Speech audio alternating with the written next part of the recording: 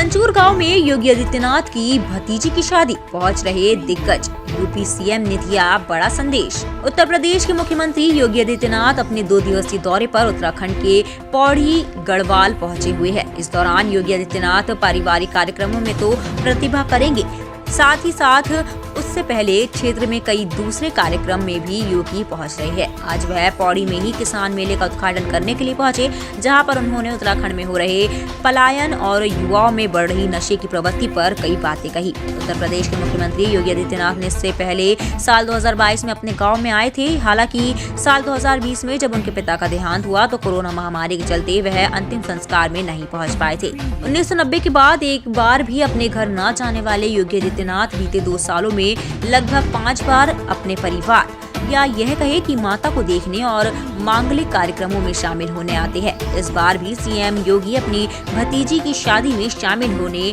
पैतृक गांव आए हैं। आज किसान मेले का उद्घाटन करने के दौरान यूपी के मुख्यमंत्री योगी आदित्यनाथ ने उत्तराखंड के परिप्रेक्ष्य में कई महत्वपूर्ण बातें कही। योगी आदित्यनाथ ने सबसे पहले पलायन को लेकर जनता को संबोधित किया। ये बात किसी से छुपी नहीं है कि उत्तराखंड में पलायन कितनी बड़ी समस्या है।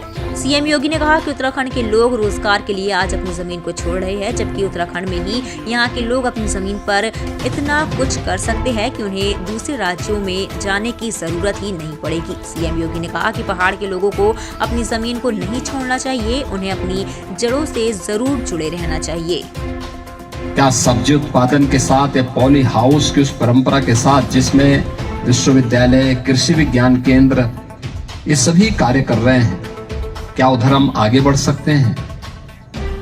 डेयरी सेक्टर में बहुत संभावनाएं हैं। आपके लिए पूरा का पूरा मैदान पड़ा हुआ है, जहां पर आप यहां से दूध, सब्जी, फल यहां से सप्लाई कर सकते हैं। नौकरी और रोजगार के लिए बाहर नहीं जाना होगा, लेकिन उत्तराखंड के अंदर ही अपनी पुश्तैनी जमीन को एफपीओज गठित करके बहुत अच्छा कार्य हो सकता है।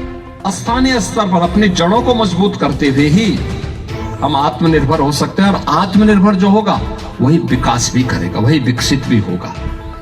विकसित भारत के लक्ष्य को प्राप्त करना है तो उसकी पहली शर्त आत्मनिर्भरता है।